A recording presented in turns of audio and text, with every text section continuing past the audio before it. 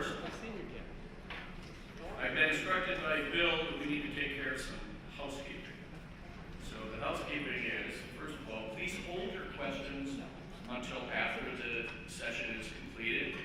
And then second, hold your questions until one of our microphone runners gets to you, because it's very important. We want everybody to hear what the questions, the answers, all of that good information is. So again, please hold the questions till after and wait for the runner.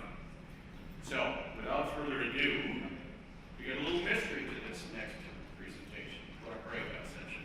And there's a little history between Karen and myself. Turns out that we spent a little bit of time at the same time down in Milwaukee, and I will just say back when I had hair. She was 12. I was very slim too. So our first breakout session, I want to introduce Karen Lloyd. Karen is a renowned expert on behavioral health, and she's going to open our eyes to a serious new public health that actually rivals obesity and smoking. So, yeah, but a mystery. Karen's going to provide some practical ideas as to how to deal with it in your workplace. So, Karen, you're up. Thanks.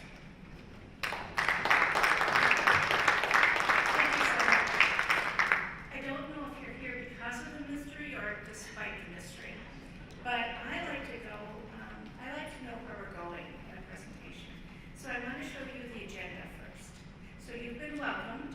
I will have a question in just a minute, and then we'll talk about this little known risk factor and show how it really impedes health and well-being unless we start tackling it together. We'll have a quick exercise, less than 2 minutes, and then we'll turn to the workplace productivity issue, because this risk factor lowers productivity as well. 3 quick questions, and then we'll close by asking you to select an action item. So with that, let's go. So I want to show of hands, what is the most potent driver of premature death? Is it smoking? Is it physical inactivity? Obesity? Yeah. Alcohol abuse? Or is it loneliness? I'm going with the majority, it's loneliness. You guys are smart. Or you've been reading ahead or something. I don't know what the thing is. But here, the longer the bar is, the bigger impact this factor has on mortality. And right at the top is lack of social connection. Underneath that, smoking 15 cigarettes a day. Underneath that, excess alcohol. And that's more than 6 drinks a day. That's a lot of alcohol. And physical activity has less of a contribution, and obesity, not very big of a contribution. Are you surprised by this? Anybody surprised? Yeah, I see nods. So it's really our call to action to take this very seriously, because this impacts health, well-being, and productivity on the job. And loneliness, we're just not built, not designed to be alone. So when we think about modifiable health risk factors, we generally think about the things that are up there: physical activity, fruits and veggies, good sleep, and so on. We really need to add social connectedness. Social connectedness are so very important. So the scale of the problem, researchers in this area say it's an epidemic. 3 out of 4 adults feel lonely, and while 54% of them are moderately lonely, look at the 22%. They rate themselves as extremely or highly lonely. And it's hard to tell by looking. You can't really look at someone and know if they feel lonely, because sometimes lonely people are not isolated at all. And there are big bodies of research on each of these areas, on the physical health impact of loneliness, on the mental health impact, and on the performance impact. I read, I think it was 42 studies in their long form, so I could prepare this for you. These are good, peer-reviewed, randomized controlled design, many of them. And the evidence is in, and loneliness counts. But the good good news, and there is good news in this, is there are many ways to really become less lonely as individuals and to help create a less lonely workplace and even a less lonely society. First, I want to show you some research because I did all that reading. And I want to share it. It won't be that painful. I go quite quick on this. And then we'll turn over and look at practical ways where you can take real, simple, but profound ways to take steps to reduce loneliness in the workplace. So the numbers are, loneliness increases your chance of premature death by 26%. Isn't that amazing? And I'm amazed that we haven't been working on this. I found this original research in 2011. The original was written in 2009, and I did something just for HealthPartners employees. I called it social connectedness. But there's been, that research has been done and replicated, and now we're sure that it's accurate. 33% of adults over 45 are chronically lonely. And loneliness is increased with is associated with a 32% increase in the risk of a stroke. 1 in 5 students is bullied. When I first read this, I thought it was children, but it really includes college and graduate school. So it's 1 in 5 students bullied, leading them to withdraw and be socially isolated. And this next one is a really hard thing to think about. But the second leading cause of death is suicide for Americans aged 10 to 14 years, 15 to 24, 25 to 34 years. Isn't that dreadful? And that is the leading cause is unintentional accidental death, usually car accidents or something involving the car. When we look at the loneliest people and the loneliest periods, the loneliest people are really at the youngest age bands. So if you ask, are you often or very often lonely, 40% of 16 to 24-year-olds will say yes. Then the next highest ones are the 65 to 74-year-olds, 29% and 27% of people over 75. So this is a young person's issue, as well as the elderly. When you look at the people are the very loneliest, they are single. Sometimes they're single parents living with their minor children. They live alone or with those minor children, and they have low incomes of $35,000 or less a year. That's the very loneliest. And I'm going to show you some HealthPartners data in a second, but see how it aligns. So in 2015 and 2016, we did a survey. We got over 3,500 surveys completed. And we asked people, how lonely do you feel in your daily life? And answer on a 0 to 10. Higher numbers mean higher loneliness. We found that females said they were lonelier than males. But look at that. The loneliest people were the youngest, because we only asked down to age 18. 18 to 24-year-olds, greater loneliness than any of your other age bands. And then the type of coverage counts. So the commercial people were the least lonely.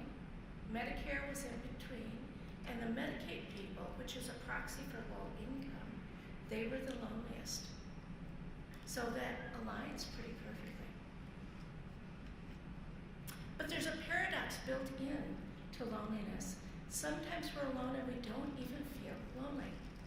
Sometimes we're in a crowd and we feel very lonely. And another issue is I think it's really hard for us to admit to others or even to ourselves when we're lonely, because it's kind of like too close to being unpopular. Who wants that? So the experience of loneliness is different for different people, and it's different for the same person over a lifetime. So think of yourself when you were just starting college. Say you're 19 years old. The loneliness you felt at 19 is not the same loneliness you feel when you're 40. Kind of changes throughout your life. So I have 3 quick questions for you. Do only the close relationships help protect our health, well-being, and productivity? Show of hands. Yes, only the close. No, not only the close. Yes, you're right. You guys probably could teach this. All right. So it's really important to have all different kinds of relationships. Some that are really, really close, some that are kind of in between, and then some that are more acquaintances or you share something in common or a hobby or something. It's important to have a lot of different relationships. So does having difficult or conflictual relationships in your life, does that impair your health and well-being and productivity? Yes? No? Nobody knows? Well, it's kind of a little bit of a trick question anyway, because I know it doesn't boost your health and productivity and your well-being, but I ran out of time and I didn't read the whole literature about whether it can take you down below baseline. I suspect it can, but I can't stand up here and say I have found the research for it, because I haven't done that. So if all these social connections are so good for our health, our well-being, and our productivity, can I keep or even add to my bad habits? Yes? No? All right.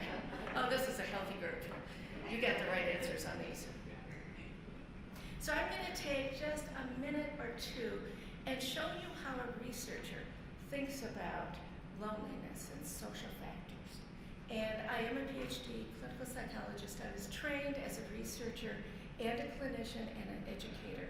So bear with me for less than 2 minutes. So on the left-hand side, social structural conditions, that's the culture you live in. It's different if you live in the US than if you live in France or some other country, because we have different kinds of norms and values. Socioeconomic factors count a lot. So whether you are privileged or whether you're discriminated against. Geographical issues count also. Urban and rural, that's kind of a different culture. And social change, things like the Great Recession, had a huge impact on so many people, even if you weren't directly impacted. Your friends or relatives or parents might have been upside down in their mortgage when that happened. The next column over that says social networks, that's your own personal social networks. The structure of your networks, the size of the number of people in your social network counts, how physically close you are to them. If they're all in California, it's a little hard to get together. The reciprocity in your relationships counts. So if you are a piano teacher for 10-year-olds, that is a social interaction, but it's the teacher giving to the student. The student isn't giving back in a reciprocal manner to the teacher. So you need relationships that are reciprocal, where it's give and take with the same person. Your social ranking in your network. Think about a network as kind of looking like a web, maybe a spider web, but people at the with high ranking in the network are toward the center of the network. They have relationships with lots of other people. People that are low ranking in the network, they might only have 1 or 2 relationships, and they're depicted as being at the outside of this web of people. It's also important how much your network is activated. How frequently do you see people face to face? How frequently are you in non-visual contact, texting or phoning? The durations of your relationships count, as do the intensity. And then we're into the third column. This is about the supports and resources that have a modulating effect on your network. It's about whether you have social support, the emotional support, or do you have conflict? Do you have access to the basics of life? Jobs, healthcare, housing? Do you have socially meaningful and significant roles?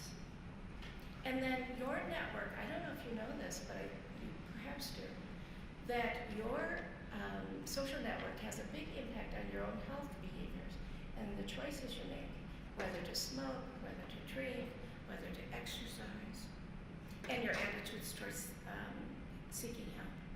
Then when the researchers look at the outcomes, they have 3 categories of the outcomes. The psychobiological pathways, that's our stress response, our immune functioning, and our cardiovascular reactivity. These are the main ones. There are some others, but those are the main ones.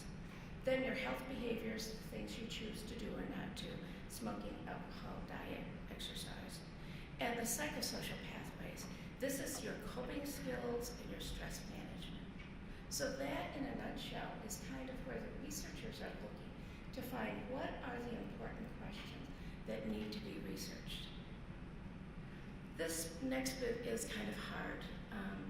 This is deaths of despair. I just tell you this because I think it's important. But white people, especially white people that are high school educated or less, they are dying at increasing numbers by drugs, alcohol, and suicide. That's what they call the deaths of despair. And these white people with low education probably are in your workforce at some point, at some part of your workforce. And they might be especially vulnerable, either to personal impacts or through their families or their social networks. And these deaths of despair are making the whole early and avoidable deaths for the whole U.S. go up. Now this depicts several countries, Germany, France, Sweden, Canada, UK, and Australia, compared only to the white low education people. When you put all Americans on, we're still tilting in the wrong direction, but not this much of an extreme. But we have got a big problem here. The UK is probably the country that is doing the most to tackle this, and they are doing it under the title of A Connected Society, a Strategy for Tackling Loneliness. And I found this right around Christmas time. The October 2018, they published this booklet. It's 80 pages, but it's not only research and strategy, but it's structure to promote social engagement and decrease loneliness in the United Kingdom. If you want to find it, Google A Connected Society UK. And there are lots of really good, very practical ways to start tackling loneliness, not only in their country, but here. Here is one of the diagrams out of that paper. And I call this the river of life. But this is, they're making a really good point that loneliness doesn't discriminate. And at vulnerable points across a lifetime, you are vulnerable, not guaranteed, but possibly vulnerable to loneliness. So if you're a child being bullied, that's a vulnerable point. If you change jobs, if you start having a health condition, even becoming a parent can mean that your social life entirely changes. If you lose a loved one, or at the time your kids are leaving home and you have an empty nest. These are all vulnerable points where loneliness might become an issue. And if you think about your employees, and as a group, all of them going through this at different points in their life, you can see how meaningful this could be to your employee groups. And in the UK, they named a minister on loneliness. And this is Tracy Crouch. She's Under Secretary for Sports and Civil Society. I think we need one of these. But the good news is the power of friendship is very, very strong. So I don't want you to think it's all bad news, because it isn't. Having close friendships really are very beneficial. People with few social ties, nearly twice the risk of dying from heart disease. And ironically, they have twice the chance of catching the common cold, even though they're not in touch with that many people, because their immune system is not functioning properly. One of the things is loneliness does change your basic physiology and the choices you make. So I want to take a minute, and there was a piece of paper on your chair. It says Tips for a Healthy, Productive Workplace. I want you to turn it over, and I'm going to explain this, and then you'll have 90 seconds to work on this. So in that center circle, that is you. It's also your spouse, your parents, and your kids. So you can put their initials down there, or we can just assume it. What I want you to do in each of these rings, is to put the initials of people that are meaningful in your social network. So the first ring is people you can call at 3 o'clock in the morning. That's just a little handful of people, or just maybe 1 or 2. The close relationships you have, then move into the more casual relationships, often with coworkers, then acquaintances, and affiliates. Those are people you have something in common with, but you might not know it. But if you are at a party, you could figure, we're both nurses, we both graduated from the same college. That's the affiliate level. So go ahead and I'll watch 90 seconds and work on that.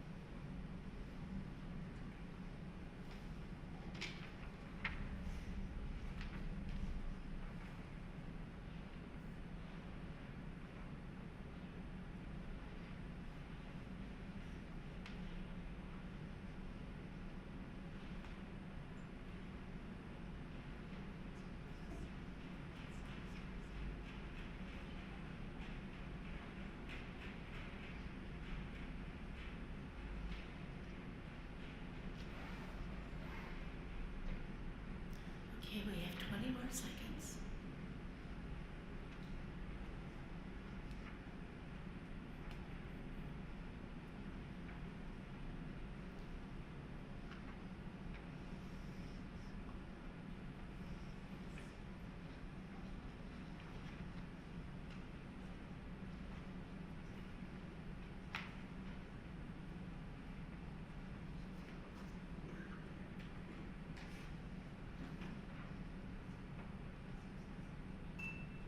Okay, now you might not have gotten that finished, maybe only about halfway finished, but I want you to keep this. It's important for your own health, your own well-being, and your own longevity. So when you leave here, this is one of 2 things I'm going to want you to work at. And it's good to have more relationships and to have more of those circles filled out. If you only have best friends, but you've got a group of 6 best friends, well, that's really, really good. But you also need acquaintances and a whole variety of relationships. So we'll come back to that later. And this is a former U.S. Surgeon General. His name is Vivek Murthy, and he was Surgeon General 2014 to 2017. And I know you're not supposed to read your slides, but here I go. We are more connected than ever, but loneliness is epidemic. Work is part of the problem. Now it must be part of the solution. And I'm here to say we can do this, but we need to work together. In the UK, they have a jump on us. They're out in front a bit on this. But they looked at all the research and then they boiled it down to get the cost to employers. So in the green, the loneliness research leads to 2 outcomes. The red, health outcomes, are worse. And you have poor employee health outcomes, which actually leads to greater days missed due to sickness from work. Go back to the red, poor relative or dependent health outcomes, and more days lost to helping your relative or your child or your spouse. Go back to the green, and then poor well-being outcomes really causes lower employee well-being, and that is associated with clearly demonstrated lower productivity at work and also lower staff retention. When the Brits took a look at this and they boiled down all of the research, they took the increased days lost to sickness, increased days lost to caregiving, decreased productivity, decreased staff retention, and it came out to 2.5 billion pounds. So I thought, I don't know what a pound is. So this was published in October 2017, so I went out to check the exchange rate, and I converted it to dollars. It's 3.3 billion US dollars. But I thought, our economy is a lot bigger than their economy. And the easiest way I could do this is by population size. So this is me doing a little pseudo research. But we have about 5 times the number of people in the US as they do in the UK. So I just took that number and multiplied by 5. So this is my estimate, but it's an educated estimate, that loneliness and social isolation are adding 16.5 billion to the cost for employers in the US. So this is substantial. That's why we should look at this. Having a best friend at work counts. How many of you have already heard this? Best friend at work counts. Many of you, yeah. There's research to show that just 30% of employees have a best friend. It doesn't have to be the best friend, just a best friend. Only 30% have them, but those people are 7 times more likely to be engaged in their job, are better at engaging customers, produce higher quality work, have higher well-being, and I didn't know this until I read the research. They have less likelihood for being injured on the job if they have a best friend at work. And if you don't have a best friend, you only have a 1 in 12 chance of really being engaged with the work you do. Researchers now are starting to talk about this. This isn't confirmed yet, but they're starting to talk about social connections, including at work, as being as important as food and water. They're talking about human beings as being hardwired for social connection. And you can see we evolved to be able to work together, to protect each other, and to serve each other. And sometimes, depending on the circumstance, you may not have an expectation that this is going to be a social occasion. So for instance, unless you live in a big city and grocery shop at the little corner grocery that's just on your block, you're not expecting to have a social experience. Or maybe you live in a small town, and then when you go in, it's always the same people, and maybe some of your neighbors are there. But for most of us, if we're living in the suburbs, grocery shopping is not a social expectation. So while we're grocery shopping, we don't feel lonely. But if you work on a project with a team, and it's all about teamwork in order to get the best result, and you feel kind of left out, people are not including you, people are not collaborating, you feel that. And it makes you feel lonely, it makes you feel isolated. And therefore, you're not going to be doing your best contributions. Some of the research shows that the efforts to mask that lonely feeling when you're working in a team, but you're being kind of excluded, it's the efforts to mask the feelings that interfere with job completion and staying on task and contributing your best. We'll see how that area of research comes out, but it rings true to me. So what are you going to do in the workplace? More happy hours and lunches and ping pong tables. What do you think? At least Marissa King, who's a professor at Yale, says that's not it. Maybe that's not a bad thing, but that's not really going to resolve having people treat each other differently at work. She really points out it's respectful listening, taking the perspective of others, assuming good intent, increasing trust by sharing information as available, and sharing problem-solving opportunities with staff. So these are things that are pretty practical, and you need to do them and model them, and then also discuss why they're important. People can watch this going on, and they think it's unique to the person. That's why you need to say, this is what I'm doing. I'm sharing problem-solving opportunities, and you need to model, because people watch what you do even more than what you say. You know that. Loneliness is contagious. it spreads through social networks, and there is quite a lot of research on this too. People that are at the periphery of that social network, either they're leaving because they don't like it, or they're being held out or forced out. And a lot of times before they leave, they send feelings of loneliness that can be contagious through that network. And there's a lot of fascinating research on it. And this is my one intellectual contribution, because I'm just feeding you research. The social fabric really does unravel from the outer edges. That's my part. And loneliness signals can provoke other people that you are in contact with to feel lonely. But the vice versa is true too. Kindness is catchy. Pro-social behaviors spread through contagion through social networks. This is an interesting study that was done at a Coca-Cola bottling plant. They had 111 employees. They randomly divided them into 3 groups: the givers, the receivers, and the controls. The receivers were asked to make lists of what other people at work could do to be kind to them through the day. So it's things like, say good morning to me, smile at me, wish me a good day, ask me about my kids. At the end of the day, wish me a good evening or a good weekend. The givers, that group, was supposed to use these lists from the receivers and 5 times during each week show an act of kindness. So the outcomes really show that both the givers and receivers had short-term and longer-term gains. Short-term, feelings of competence and autonomy on the job were noted in both givers and receivers, not noted among the controls.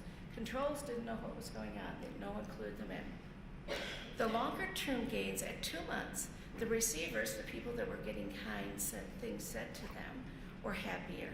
The givers of the kind acts had more satisfaction in their lives and in their jobs. And they weren't expecting this. But the receivers, who were just supposed to be taking in kind acts, actually started being kind to others. So receivers displayed 278% more acts of kindness than the controls did. So clear evidence of a randomized control design that kindness is catching. Well, this is another slide I think is interesting, and I'm going to read it again. But this is the last one I'm reading to you, promise. So this is from the Harvard Business Review, and it's at the beginning of an article on loneliness in the workplace. I'm typing this in a nearly silent co-working space. All of us here at Harvard Business Review are intently focused on our computer screens. The tap-tap of our fingers on the keyboards, the occasional rustle of paper, the clink of a coffee mug landing on a desk are the sounds of work. Look into our screens, though, and you often see a noisy, sometimes raucous place. We're commenting on news stories and checking on projects and sharing photos of kids and cats. Is this kind of interaction enough? Not entirely, but it's really, really good, and it's healthy and it's supportive. And now, so many of us are kind of working in our own space as part of a team, maybe even working remotely. And this is going on not in a co-working space, but across geography. But this kind of thing is helpful. So Dr. Murthy, the former U.S. Surgeon General, when he came to Washington, he had to create a staff. And his staff was drawn from the best and brightest from different fields so that he could take us forward in really improving health and well-being in the U.S. But the people didn't know each other, so he instituted what he called the inside scoop. He took 5 minutes at the beginning of each meeting so that people could share personally meaningful photos. And people can choose to show their family or their cat or a sunset, whatever. But he felt it really made these people get to know each other a little better, made them feel comfortable working together, and he thinks the teamwork was really appreciably helped by this. So I'm thinking about doing that with my team. We kind of do it already, but still do it more. This is what HealthPartners is doing under our Be Well framework for our own employees. We're starting a conversation with our 27,000 employees about the importance of loneliness and how to combat it. So around the outside of that circle, you probably can't read it, but one is physical, another is community, emotional and mental, social and interpersonal, financial, career. And right in the middle it says, finding meaning and purpose through healthy living each day in a way that is consistent with your values and beliefs. I love this framework, and I think it is one of the things that really makes our own employees more resilient. So we are rolling out and piloting with our own employees the Unlonely Project.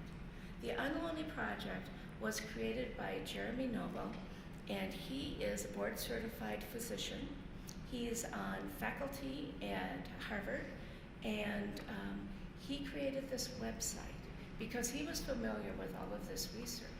The website uses art and technology to promote social engagement, social connections, and inclusion. So it works like this. He has a contest, and people send in films, little films. Some of them are as little as 3 or 4 minutes. Some of them are as long as 20 minutes. But they're all about social connections, and they are as different. Each one is just entirely different. But they send them in once a year. They're judged. The best ones are selected to go on the website, and then he curates them. By curating, I mean he puts them into columns. So some are about elders, some are about caregiving, some are about veterans, some are about being a mom. So there's all different categories. There's one for campus life. And I would invite you to go out and look at this later. I'm going to give you a sample in a minute. But it's an open website, so anybody can go to it. So you watch the little film, and then you do something. You review and consider the reflective questions that come along with that. And sometimes it's also a little exercise. Make a note to yourself on what you want to start doing next week. Or make a note that you want to say thank you to a friend who helped you with something. So there's always a do portion, and then there's a share. So because this is an open website, you can just go ahead and send a link or actually forward one of these little films to friends or family or colleagues or your faith group or your civic organization. So it's always watch, do, share. And by doing that, it makes you a little more connected.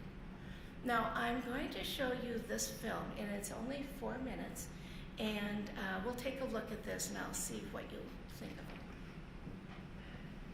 Good night. Hello, young lady. Enjoy your weekend, my love. What's up, brother? Got it? Have a good night. Enjoy. Lumberjudge. Good to see you, brother.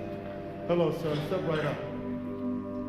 This job as a station agent is something I feel like I was born to do. BART's Bay Area Rapid Transit. It's the subway system here in the Bay Area. I've been working at BART for 20 years. I've chosen to live out of the area. Decision I made in '99, so my daughter could go to a public school that's blocks away from the house. That was a sacrifice. It's a 2-hour commute, each direction.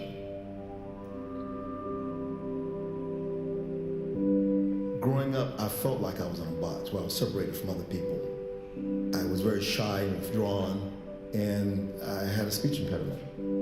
People were engaging and moving about and living a life, and I was an observer, and I didn't like that feeling. Being in a booth reminds me of that feeling. You know, I don't want to be the person who separates themselves from life. It took me a while to realize that part of being in that situation is self-imposed. If you're in a corner or in a box, it's not necessarily because someone put you there. It's because you've agreed to be in that box. Once you realize that no one put you there, you put yourself there, and you're responsible to come out of the box, everything starts to change. And when I see other people who may be in that situation where they feel like they don't belong, I feel responsible to show them that they do.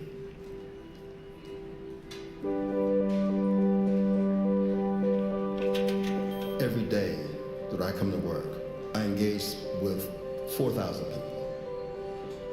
I speak to them, I say hello, I invite them in, I give them good graces going out, I fist bump, I shake hands.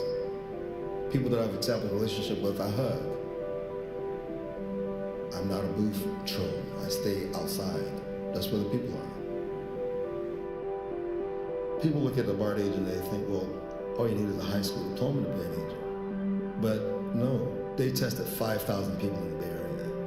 And of those 5,000 people, they interviewed 100.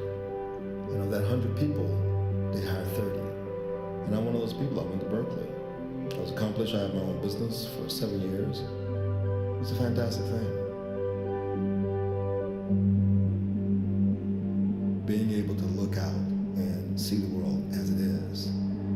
The homeless, the hurt, the happy, the focus, the different walks of life that I engage in is all beautiful.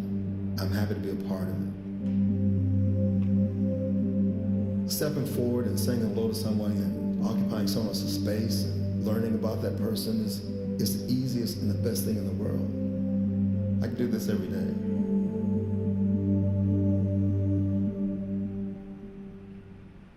So that's an example. And what it tells us is that it's never wrong to be kind. And we all kind of act like everything's okay, but sometimes it's not okay. And you don't know the person you're meeting in the hallway or in a meeting with, or the person sitting next to you, whether they're concerned about their child or their grandchild or there's a new diagnosis. We don't know. So kindness counts and it's never wrong. So the call to action now. Let's go back to the tip sheet. And I want you to select one thing that you can do in your workplace to take action on loneliness. So on the front of it, where it says tips for healthy, productive workplace, there are 6 things written out, and we've left space at the bottom if none of those 6 really appeals to you. And let's take about 90 seconds and go through this and select an action, because learning something is good, and I think you've learned more about loneliness than you expected, but unless you take action, it's really not so helpful.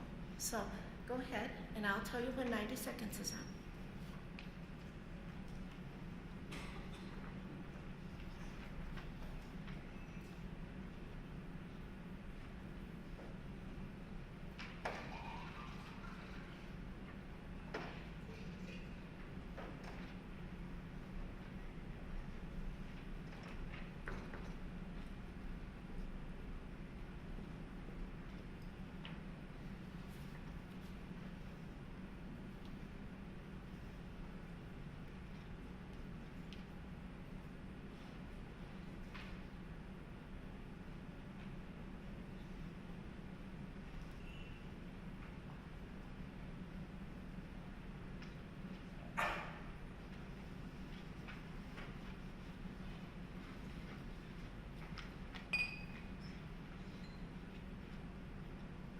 Okay, 20 seconds.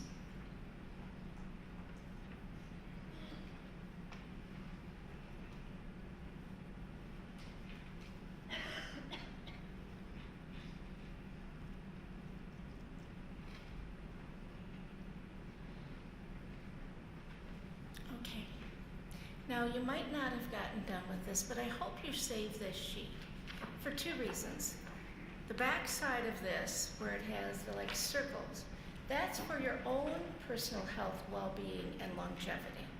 And you owe it to yourself to think about this and decide whether there's anything you want to do to expand or differentiate in some way your own social network. And the front of it, this is about your employees. What can you do with your team, your agency, your employees? So, and if you fold it in half, it fits into your little booklet perfectly. And I asked people to make sure that that would work. Okay, so being kind. A lot of times we are kind to our children and our grandchildren and even to other people. Sometimes we're not so kind to ourselves. So I'm saying it's really important to have self-compassion as well as be kind to each other. Oh, I went the wrong way. So, I want to give this to you as a mindfulness, kindfulness exercise. There is no such thing as mindfulness, kindfulness. So I made that up, so I put the copyright on there. So, may you all be healthy. May you all be happy. May you be strong. May you be prosperous. May you be productive. And may you be peaceful. I made this for my department and showed it to them a couple months ago, and I was in a meeting that one of the supervisors that works for me, and she said, let's do a Be Well moment. That's what we call it at HealthPartners. And she did this, and I was so touched, just at the beginning of a problem-solving meeting.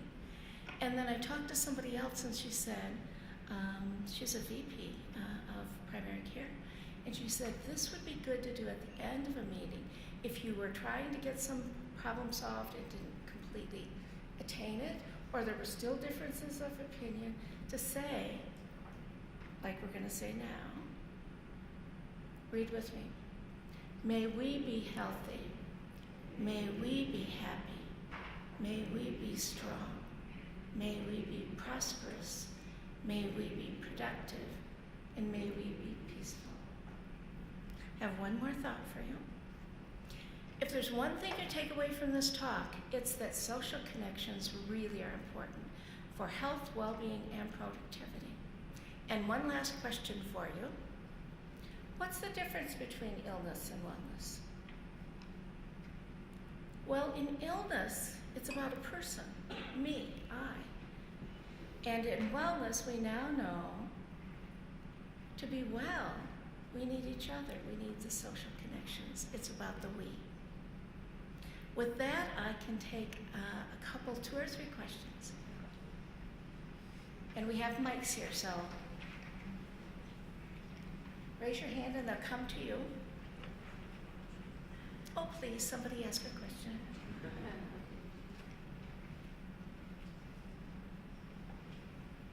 Oh, we got 2 questions. Or comments. Comments count too. One thing that I think is very difficult in jobs that we're in is that people have insurance concerns, which are in turn illness and wellness concerns. And how do we get from here's your card to some sort of personal connection and question answering and education? Where does that come from? Yeah. How are we able to do that? I think that's a really profound question. I lead behavioral health and resilience at HealthPartners, and we have a group of about 80 staff, and they're mostly licensed social workers and psychologists and counselors. And one of the things we did quite a lot of years ago, 10, 12, 15 years ago, we made predictive algorithms so we can identify people highly likely to be hospitalized for a mental health or chemical health condition. And we reach out to them.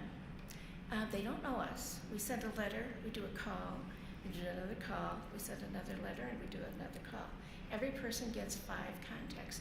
We engage about 46% of them, and it's not how I would have thought. Like, here's all the things we can do for you. But I'm a social worker or a psychologist. How can I help you? And we don't even have to, we can see their claims. We can see maybe they were inpatient for depression or taking antidepressant. But we don't have to say much. I work at the health plan. I think I might be able to help you. How can I help you? So it's that genuine being willing to be helpful. And what we teach our staff is, you know, these people are just like your family, your friends, they're like us. Treat them the way you would want your family, friends, or yourself to be treated. And with that genuine openness, and we have to say sometimes that's not something I can do. But a lot of other times we can say, oh, I can find that for you, or I can help you know who to talk to or how to ask for that. So that's what we do in our engagement. When I speak nationally, our engagement rates for behavioral health for these high-risk members, high risk for hospitalization, double what people are seeing nationally. And I think it's the method that we ask.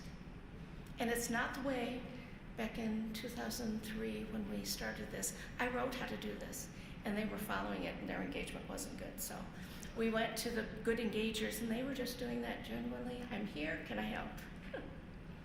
So thank you for the question. Is there another question or a comment? Yeah.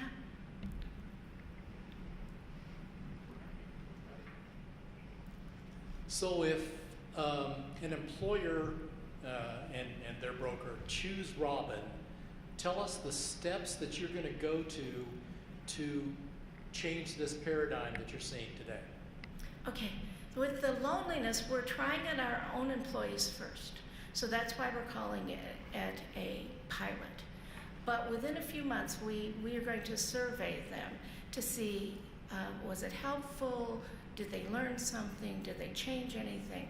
And if the answer to that is correct, yes, I did, we can then put this into all of the Robin members' communications. So we do things like, in my area, we send refill reminders in newsletters to people that are first starting an antidepressant medication. And we have other things we're marketing, like Beating the Blues, which is online cognitive behavior therapy. So we would put this Unlonely Project in here, or make a hot link, because about 45% of people get communications from us electronically rather than by US Postal. So that's one of the things. We would share it with our medical colleagues, medical case management. They work with people with lots of complex conditions. And medical disease management, things like asthma, healthy pregnancy. We can embed those in communications that are already happening. But we want to make sure that, we have enough people looking at enough of these films that we're really confident to say, we think this is a good thing, go out and check it. So that's the next step. Thank you for the question. Anything else before we leave? Yes, one last question then. My question is... There's a microphone for you.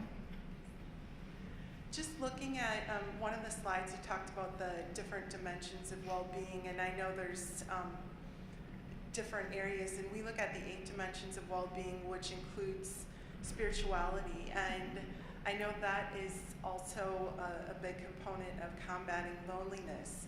And I'm just wondering what your thoughts are about talking about spirituality at the workplace. I think it needs to be subtle rather than overt, because you don't want to offend that 5% that would find it difficult. But if you notice, now I've seen this several times, this film, because I like it and I do show it.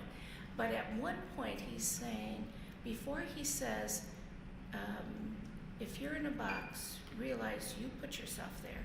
He looks to the sky, and it's just like such a spiritual moment for me that I know what he was thinking is, my faith tells me also that I need to reach out to other people. And I think that you could see him being kind of a servant to the people around him, being so kind and welcoming people in. So it's not like religion so much as it is a way of being that reflects the great traditions of all religions in the world, to be kind, to welcome the stranger. So I think you can do it without being very overt. Anybody else have an idea for her? Okay, I think that's the best we've got. So thank you so very much. I really appreciate it.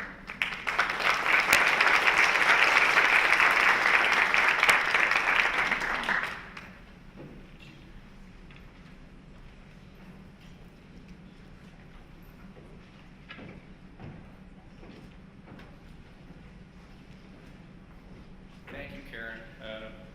Thank you for a couple of things. One, for enlightening us on this secret, this epidemic. I really do appreciate it. It was certainly,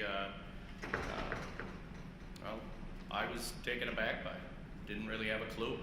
So, one of the things we talked about earlier was ideas on how to deal with it. And for me, before I looked at the tip sheet, which I probably should have done earlier, But looked at that, I just thought, there's simple ways in which I can start to address this, and I'm sure you're thinking the same thing as you were sitting and listening.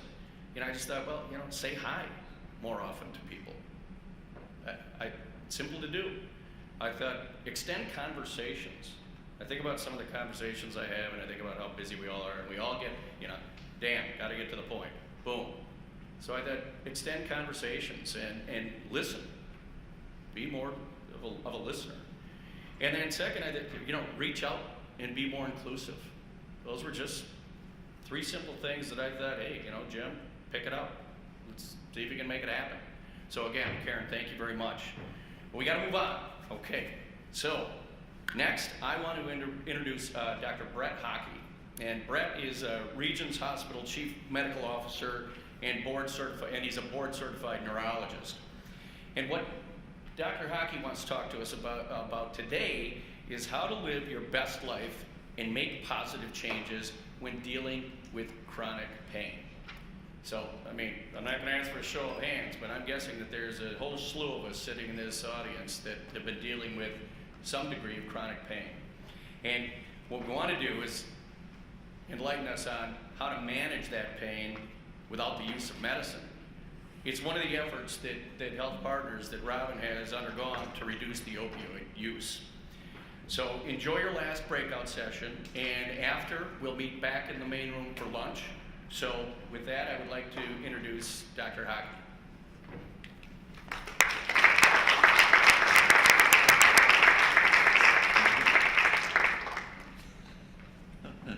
Well, Jim and I have never met. I have to believe he's taking it on faith that I'm in the audience somewhere. I had my fingers crossed. Otherwise, I was going to wing it, and you guys didn't want that. Yeah, so I really appreciate that, and we're going to talk about a very important topic today. First, I want to say thank you for coming, and thanks for inviting me to your great city. I've never been to Green Bay. My dad lives in Wisconsin, my brother lives in Wisconsin, but we mostly are along the St. Croix and Mississippi River Valley, and I've not made it this far west and north, but beautiful city, and someday I'll come here and fish walleyes. So opioids are a big deal, and I suspect it's touched everybody in this audience in some way in their life, and 1 out of 3 of you has probably been touched in a major way. And I'm telling you that not a week goes by where I don't have somebody walk into my office with a picture of a loved one who was introduced to opioids through pain pills, eventually became addicted to heroin or other things, and ultimately died of an overdose. And this is happening in our communities all across the country to the tune of the fact that there are now 5% of every man, woman, and child in the United States today are on opioids every day. So that's a really big deal. Now, to put that in perspective, if you look at communities across the world, if you look at the United States prior to 1990, you see that there's about, on average, 0.5% or 1 out of 200 people that are addicted to opioids. And so when a community does not have excess or overflow of opioids into a community, there needs to be a combination of predilection to addiction, risk-taking behavior, a willingness to buy things on the street that lead to about a 0.5% risk of addiction. The difference between 0.5% and 5% is the fact that the medical community is dumping way too many opioid pills into the environment. And I think everybody's gotten that message, and I think that we're starting to back away from that. But I want to explain to you some of the pitfalls of that. I want to explain to you how we got there. I want to explain to you why opioids are not the right choice for pain medication. It's one of my pet peeves when people say things like, well, if everything else fails, then we'll consider opioids. Opioids do not work for chronic pain. They don't even work that great for acute pain, and I'll explain what I mean by that in a second. But they really shouldn't be the choice for pain relief outside of a couple of conditions. And those conditions are end of life, burns, major tissue injury, a couple of things that one really can't get through without some of the things that opioids do. So maybe not, well, everybody in the country knows who Prince was and understands the fact that he died of an opioid overdose. his story was not indifferent than the patients that I see in clinic every day. He was not an addictive person, at least wasn't on opioids through the years. He had a hip replacement or hip operation, I'm not exactly sure what kind. He ended up on opioid medications after that hip replacement. His doctors were doing the best they could to try to relieve his pain. His pain escalated, he used more and more opioids, and next thing he knows, he was buying opioids illicitly, got some opioids laced with fentanyl, and died of an overdose. And that is not an atypical story for how this works. Some people, or I think it's important for us to talk about what opioids are. People have some idea of what they are, but I want to make sure that we see the complete list. So opioids are derived from the opium poppy. The opium poppy has a chemical in it called opium.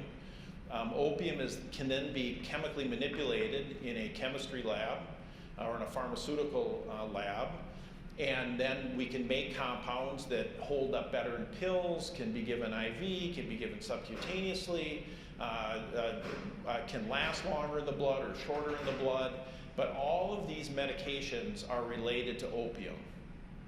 They are not indifferent than heroin or morphine, but some of these are given by prescriptions, and those you recognize as Percocet and oxycodone and Vicodin or hydrocodone.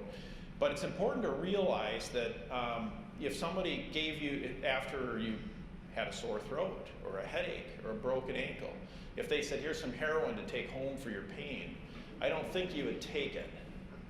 And I really want to kind of give you that kind of fear. I used to give, or I still do, a lot of these talks to physician groups or medical groups. I've been finding that I'm getting a lot more traction talking to community members, because then they ask their doctor, why do I want that medication? And then that makes the doctor think a little bit harder, and it's really made a lot of changes in prescribing practices by patients questioning their doctors. And maybe I'll tell a story now that underscores this. I had a woman come up to me. So the number one reason that children or people under the age of 18 get opioid pills is for wisdom tooth removal. It's the number one reason why pills show up in high school kids' parties in fish bowls or candy bowls on tables. And the reality of it is that we do not need to give opioid pills for wisdom tooth removal. And I'm going to talk about that a little bit further down the road here. I had a woman come up to me after one of these talks, and she said, thank you so much for saying that. She said, my best friend had 2 children, one of whom had her wisdom teeth removed, was given 30 pills of hydrocodone. The next thing I knew, she was on heroin, and then she died of an overdose. My other child went into the doctor's office 3 years later, had her wisdom teeth removed. The dentist said, here's 30 pills of hydrocodone. And she said, there's no way in heck I'm going to take those home. And the dentist scoffed at her and said, well, good luck with that. She did not take the hydrocodone home. Ibuprofen plus Tylenol works better in a single dose than hydrocodone does. Her daughter got fined without the hydrocodone, and of course is alive today without an opioid addiction. And so the more we can question our healthcare providers on the pills that were provided, I think a bigger difference we can make. Now I want to point out something else on this list, which is Ultram or Tramadol. Ultram or Tramadol is frequently marketed as a kind of kinder, gentler nope. It is an opioid. It has the same risks that we're going to talk about. It doesn't give you the same kind of a high or quite the same kind of a dysphoria. But in fact, because it's marketed as a kinder, gentler opioid, it is actually the opioid that precludes morphine addiction more than any other one on this list. So it is not a easy, simple drug that is okay for people to take. So what do opioids do? Well, opioids actually also exist in our own system. We can extract the chemistry in our own brains, opium compounds, opioid compounds. They are derived from dopamine. And they're kind of our feel-good compounds. They are things that are used naturally to block our own natural pain, and they exist in our nerve endings in our brain. So how does that work? So if we have pain, and mind you, I know we all do, and we all experience it every day, and it reminds us what isn't working right and what is maybe working better. But for every fiber that tells our brain what kind of pain we're experiencing, we have 200 fibers that come down and modulate that pain. And so we can see this in natural situations. We hurt ourselves playing in our sport, but we want to get back out there and play, and we suck it up, and we get back out there and we play, and we feel okay, and we get through the game. Whereas if we have the same injury at home, we may sulk around all day. Or even you get cut, you don't know you're cut, you look at the cut, and all of a sudden you, oh my gosh, that hurts. Because you see it and you experience it. And so I saw a patient once who gave me a story that relates to this. He was in Vietnam, and he was in the front lines of battle, and his captain went out in front of the front lines and got shot. He ran out, grabbed his captain, dragged him back behind their lines, and brought him to the medic, and he dropped the captain on the ground or on the stretcher, and he looked at himself, and he had blood all over his chest. He assumed the blood was on his chest from carrying the captain back behind lines. He then realized he'd been shot 5 times. He didn't feel any of those bullet holes. At that time, with adrenaline flowing, he was able to shut off the pain. And the point isn't to tell you that you're going to ever be able to do that, but we really do have the ability to modulate our pain. And it has a lot to do with positive thought. It has a lot to do with motivation. It has a lot to do with exercise. It has a lot to do with wellness. It has a lot to do with what Karen just spoke about in community. In fact, when we look at people's injuries, what predicts their ability to recover is not the severity of injury. It has to do with how well they like their job, and how well they're connected to their family, and how well they're connected to their community. And it matters what they've been told about their injury. If a physician looks them in the eyes and says, you're going to be okay, it's going to hurt for a couple of days, but it's going to turn around and you're going to get better, it does get better. If you're told by somebody that, oh my gosh, your back looks horrible, those discs are the worst discs I've ever seen, you're not going to be okay, patients do not get better. And for better or for worse, in my household, we have 2 kinds of illnesses, 1-day illnesses and 7-day illnesses. And my kids will say, which one is it, Dad? Is it a 1-day or a 7-day? And I'll tell them, and they all get better. Now, I want to point out something else. Not only do opioids block physical pain, but they block psychic pain. So people that are on opioids, they lose their concern about what's going on at home, what's going on with their kids, what's going on with their family. If they are having trouble with their job, that stuff that kind of wakes you up at night and keeps you up in the middle of the night, opioids just block that. And so when people are withdrawing or coming off of opioids and all that stuff rushes back, it is extremely hard for them to get off the opioids. And so they need significant mental health support. The other thing is that when people are on opioids every day, by the end of a couple of months, their brain no longer makes feel-good compounds.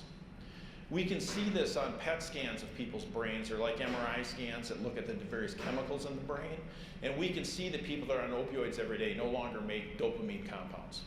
And in fact, it takes 6 weeks off of opioids before they start to make these compounds again.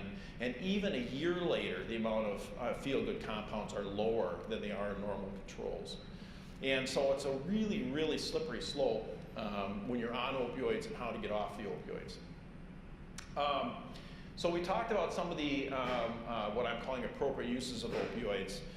And I struggle a little bit with a handful of very painful conditions. I put that on there because everybody's an individual, and I'm reminded every once in a while that kidney stones are really painful.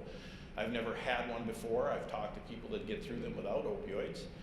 And I'm going to show you a slide a little bit later that does underscore that ibuprofen plus Tylenol is actually 20% better at relieving pain than an opioid pill without all of the other addictive issues. But one other thing I want you to point out here is opioid addiction. People that are on opioids every day, it isn't so simple as to just cut them off. The trouble with cutting them, they have some withdrawal. To be honest, with the withdrawal is survivable. It is not even as risky as alcohol withdrawal.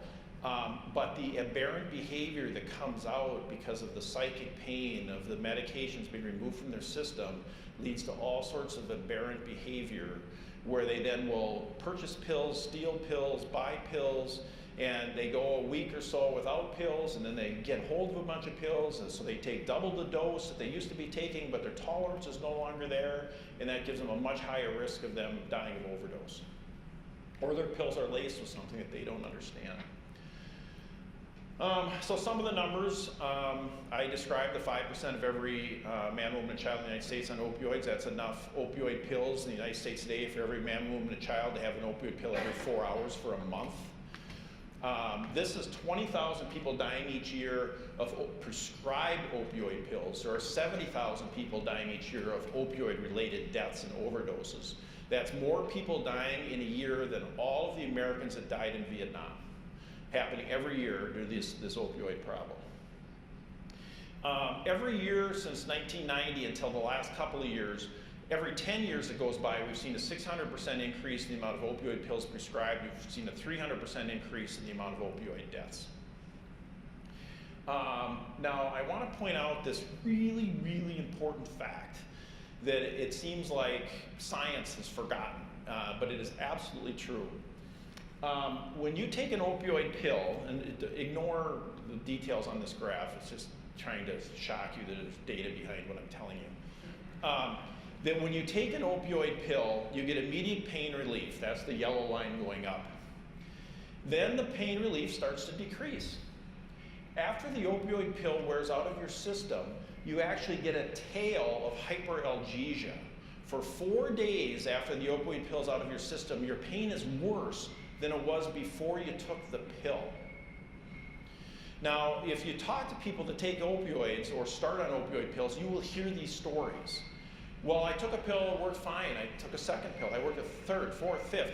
Each pill works subsequently less well. And with each pill that you take, this tail of hyperalgesia gets longer and longer as your body no longer makes your own opioid compounds.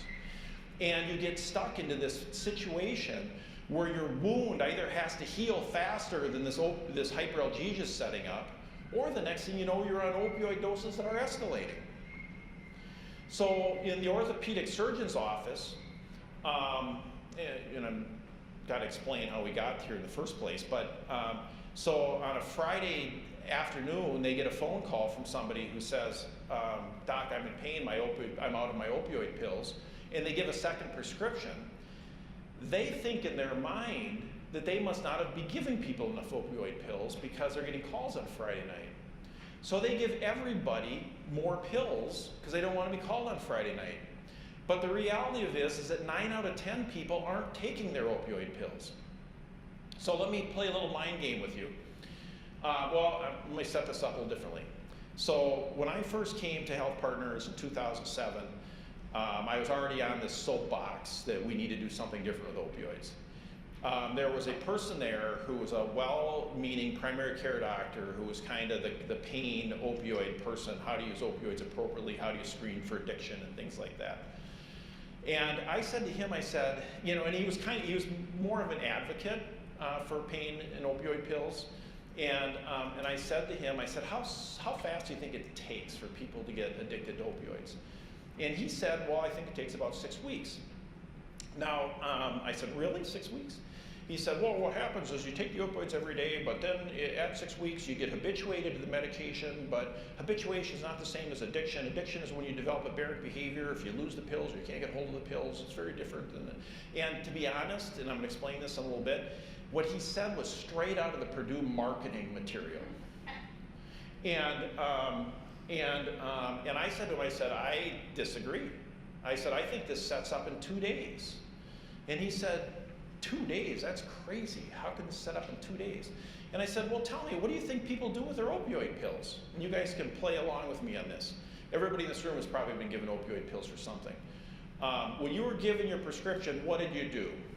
There's a set of people here who said, I don't want that prescription. It scares me. I don't want to use those pills. There's another set of people that took the prescription home just in case they would need it. There's another set of people that took the prescription to the pharmacy, got their pills, and put them in the cupboard but never took them. There's another set of people that took one pill, didn't like the way it made them feel a little bit dysphoric and nauseous, and they didn't take any more, and they put the rest in the cupboards. Now, hopefully we're ended there with everybody in this room. But some people took every pill in the bottle and asked for a second prescription.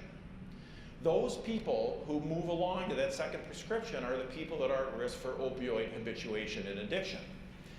And so this gentleman I talked to said, well, how often do you think that happens? And I said, well, I think it happens 10% of the time.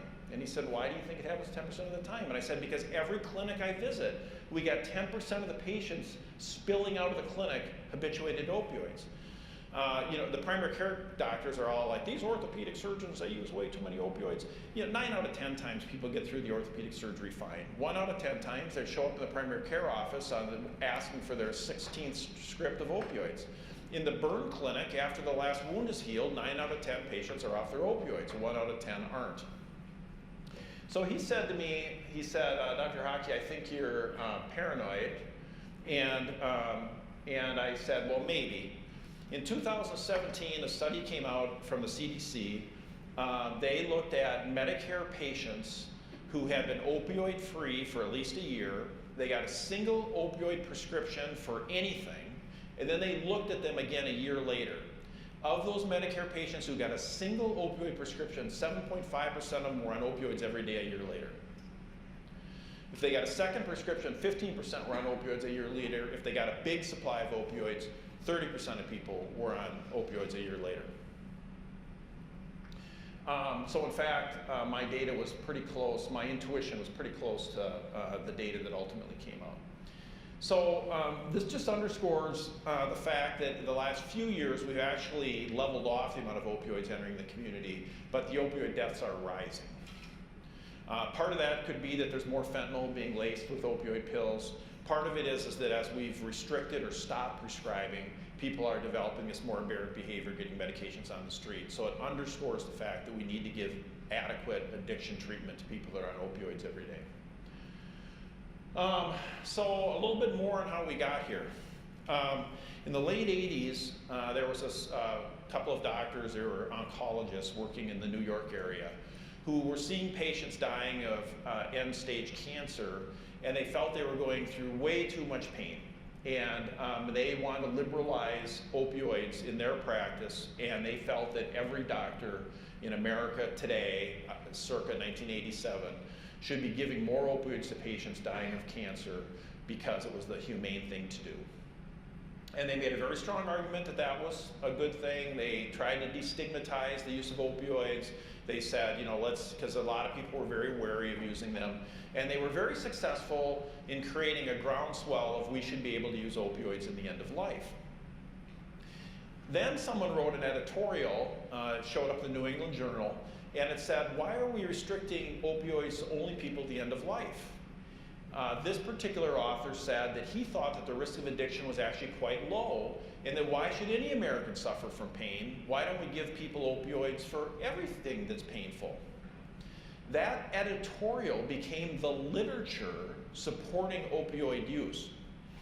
The pharmaceutical companies caught up on this. They created a bunch of marketing around this opportunity to liberalize the use of opioids for pain. Everybody in America has pain. A lot of people have a lot of pain. What a great opportunity to sell a lot of medication. And from 1987 until 2017, every month I got one of these glossies across my desk telling me that my patients were in pain and I wasn't using enough opioids to relieve their pain. Being a little bit of a, I don't want to use the word paranoid, but maybe paranoid person, I would, suspicious, I would turn over the glossy, take a look at who these authors were. Every one of the authors were on the payroll by the pharmaceutical firms. In fact, then, the practice guidelines came out saying that we should be using more opioids. Those authors were working for the pharmaceutical firms. They made a plea to Congress that pain should be the fifth vital sign.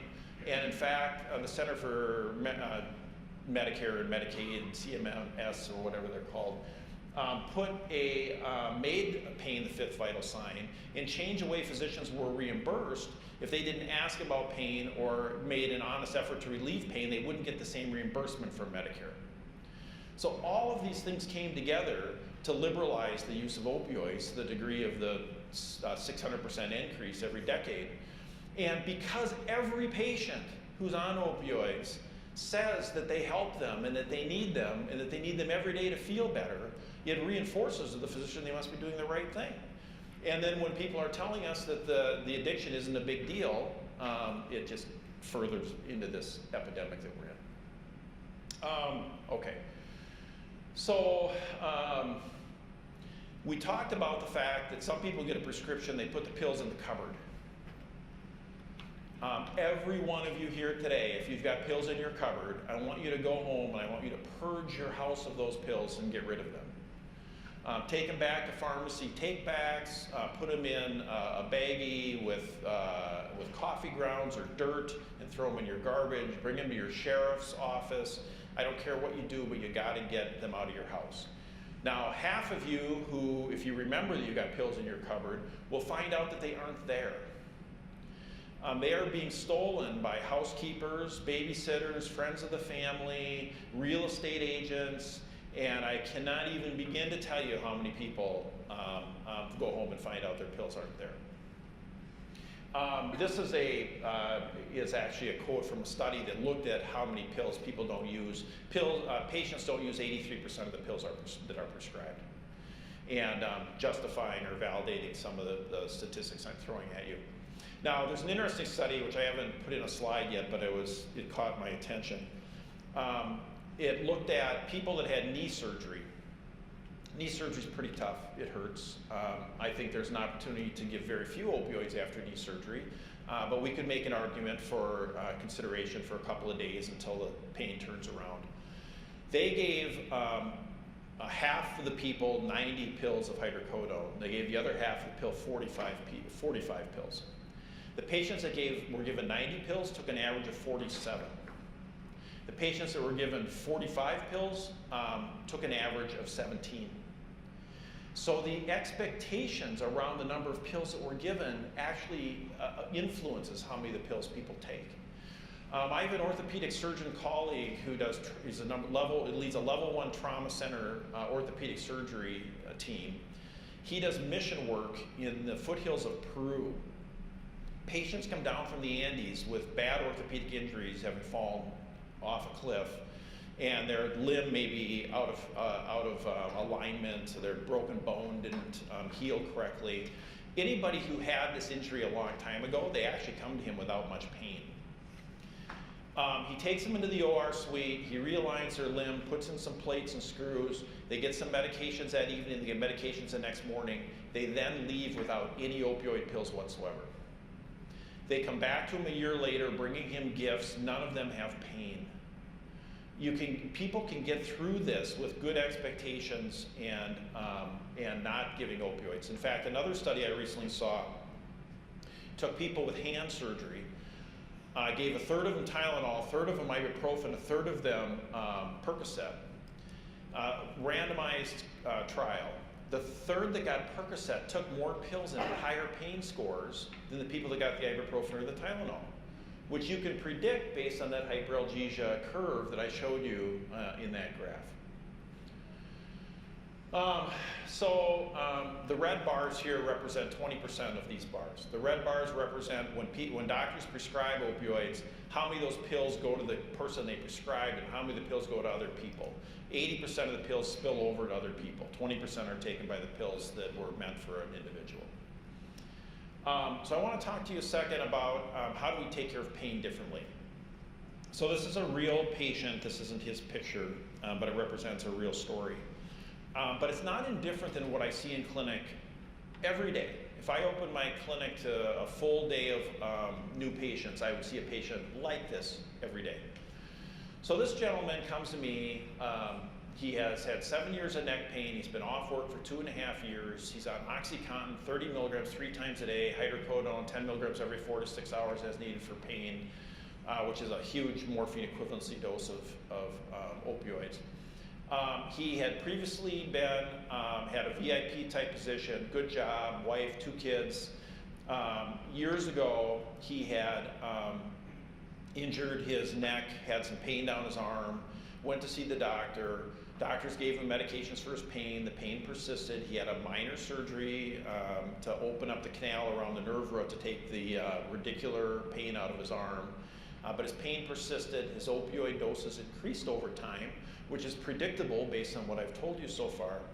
He's now wondering between 1 of 3 surgeries to refigure his neck, thinking that that's going to be the solution to his problem. The reality of it is that his neck looks great. The surgery was a success. The x-rays are fine. There's no persistent pinch nerve. His issue is the fact that he takes opioids every day. So I ask him, do the opiate pills work for you? And he says, absolutely, I couldn't get through my day without them. Well, on a scale of 0 to 10, 10 being the worst pain you can imagine, how bad is your pain? 10 out of 10. And for practitioners in this room, you'll hear stories of people saying that the opioids work, but I have 12 out of 10 pain. You know, the oxymoron there is just not lost on anybody, I don't think. So I say, are you better now than you were a year ago? And he says, well, no, I'm worse, which is what all of these patients say. They're convinced the opioids are helping them today, but their pain is 10 out of 10 and it's worse than it was a year ago. The other question I ask him is, I say, how long do you want to live? He's 43 years old, and you know, kind of mystified by the question. And I say, well, wouldn't you like to be 80 years old and healthy and not have these problems? Well, absolutely, doctor. So then I get into the story or the importance of what he needs to do to actually get there, which includes the fact that we need to get him off opioids, he needs to be exercising, he needs to be sleeping okay at night, we might have to address some mental health issues, so get down lower on the opioids. Now you can imagine that when I'm telling him this story, the dissonance that he's feeling, because for 7 years he's been on a completely different path. And so I say to the gentleman, which is what I say to almost all these patients, is I say, you know, I'm just one doctor out of thousands. You can walk out of here today and you can say, well, that was crazy. You know, that guy, well, I don't know what he's been drinking. But I look him in the eyes and I say, but I want you to know that I'm a really good neurologist. And if you want to be better, what I'm telling you is actually what you need to do. And I'm going to put a treatment plan on a sheet of paper, and I'm going to have you take it home and put it in your bedside table. And a month from now, 3 months from now, or a year from now, when you come to realize that you aren't getting better, I want you to pull the sheet of paper out, because this is actually what you need to do. And it describes the weaning protocol, the exercise he needs to do. Now I warn him that unfortunately every day he weans those opioids he's going to feel worse, and he's going to feel really miserable for 6 weeks off the opioids until that dopamine starts to kick in again. He leaves the clinic, his wife was there with him, comes back 3 months later.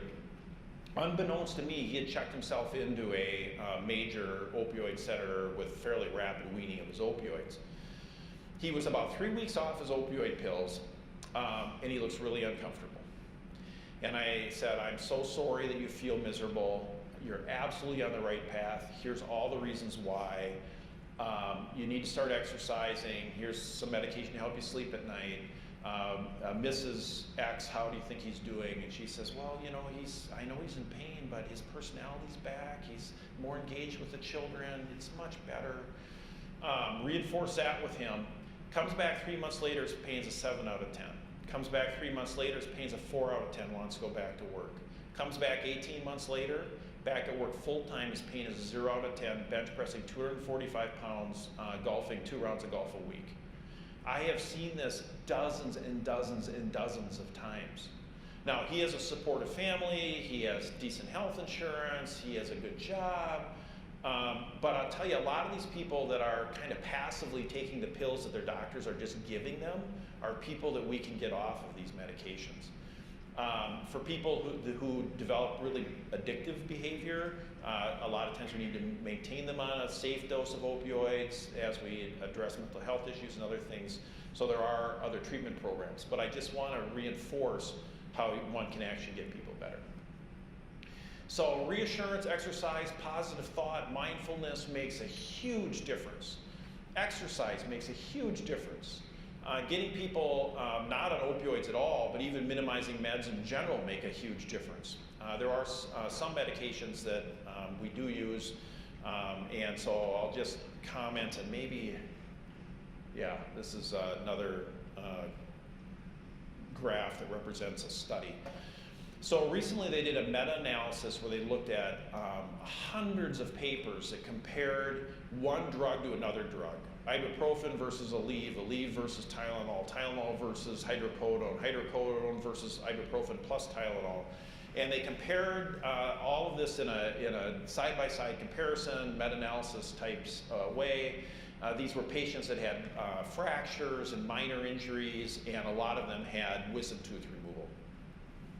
What they found is that ibuprofen plus Tylenol were 20% better than hydrocodone worked, without all the other baggage that we discussed. And having had a daughter who just went through 4 impacted wisdom tooth removal, she got just fine with ibuprofen plus Tylenol, and in fact it decreased the inflammation to a much greater degree. So some people will say, well, my injury was worse. So these 3 MRI images, I probably don't even have to point out the abnormality, and my pointer isn't quite pointing. But you don't need to be a physician to see that these spines look really bad, that there are vertebrae that are collapsing on each other. I didn't do any of these studies because the patient had pain. These are 3 real patients of mine.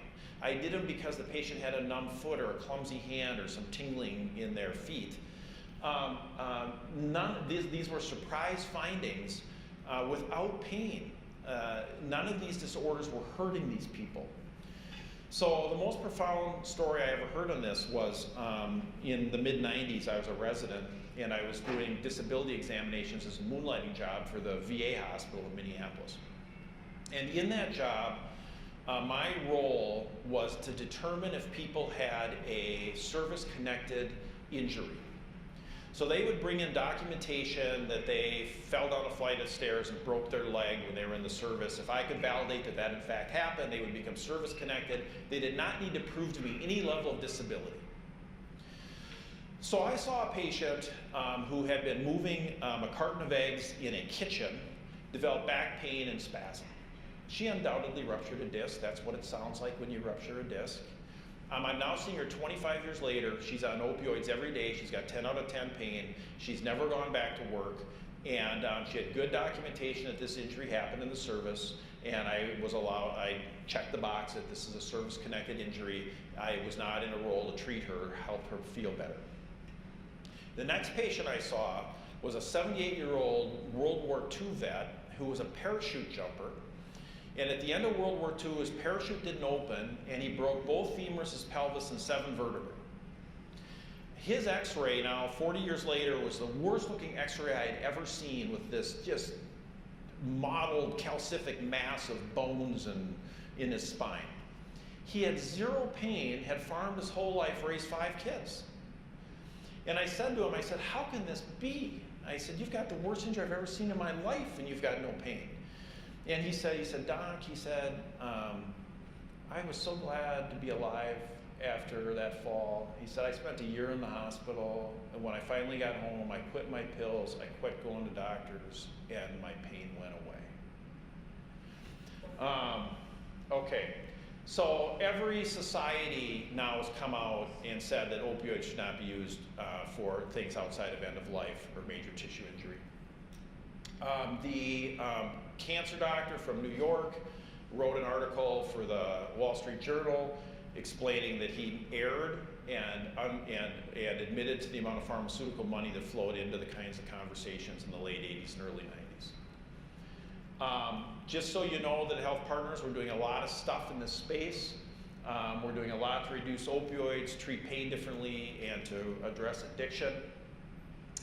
We've created surgical guidelines as to how many pills we should use after surgery, including some surgeries where we use none, including no opioid medications after dental removal. We also, we put in our electronic patient record the default amount of opioid pills that if the doctor just pulls up the prescription is 10. We really wanted to put in 0, but if you put in 0, they write in a number. If you put in 10, a lot of people just accept 10. And so it made a big difference in the amount of opioid pills prescribed. In fact, in 2 years in the HealthPartners medical group, we've decreased 5.4 million pills being dumped into the environment. Our health plan in monitoring and educating physicians' prescribing habits, physicians that aren't in our medical group, 4.4 million pill decrease in 1 year. We have a kind of a proof of concept clinic where it's pain treated in an integrated way like I've described, where they don't have an injection clinic, they don't have radiology, they don't have surgeries. The patients that have engaged in their clinic, 1/3 of them are off their opioids, 2/3 of them are down on their opioid use by 2/3, and their pain scores have dropped from an average of 9 to 10 out of 10 to 4 to 5 out of 10. We're promoting lots of these other things which are really about wellness and positive thinking and mindfulness to help people feel better. And we're doing things to spoof up something, do our addiction care better. And we're getting Narcan into our pharmacy offices where we can give Narcan to people that are on opioids every day. So with that, I would love to take a couple of questions, and I can take some afterwards if we don't ask them now. Yes, over here. Oh, maybe we got over here. Over here.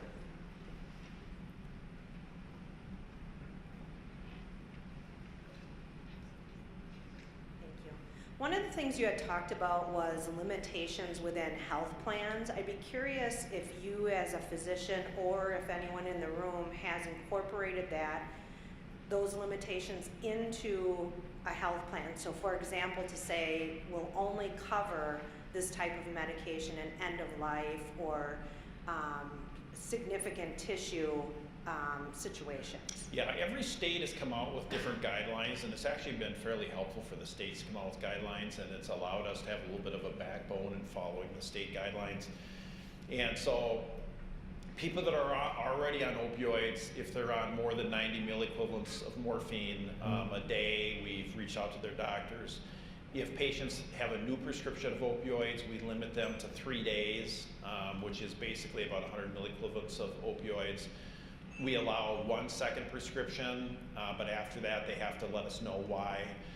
There's lots of exceptions. We don't argue much, but we just put up enough barriers to have people be aware that we're kind of watching. And it helps give physicians the opportunity to if they don't completely understand this or they can't completely tell the argument the right way, it gives them another opportunity to blame it on somebody else.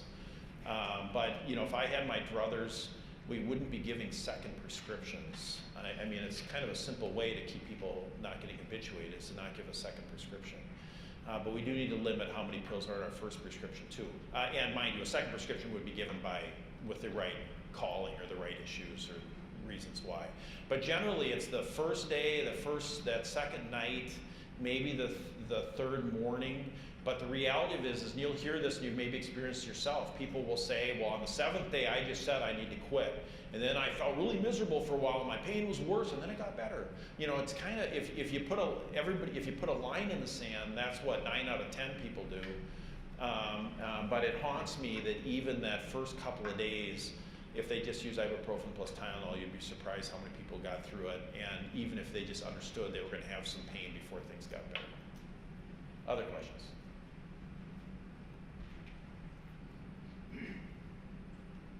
Yes, back there. Sure. So you mentioned at the end a little bit about getting Narcan paired with opioid prescriptions at pharmacies. And so I work with the state of Wisconsin, and we're having trouble getting Narcan actually into communities. So have you had much success in getting people to take that Narcan prescription along with whatever opioid is being dispensed, or do you monitor that at all? You know, I don't know the details, but I think it's an evolution. I mean, the first evolution is to destigmatize it so that the pharmacists will carry it and the healthcare systems will carry it. And but I don't know what percentage of patients will actually take it with them, because I realize there's some stigma with that too. So I'm not sure.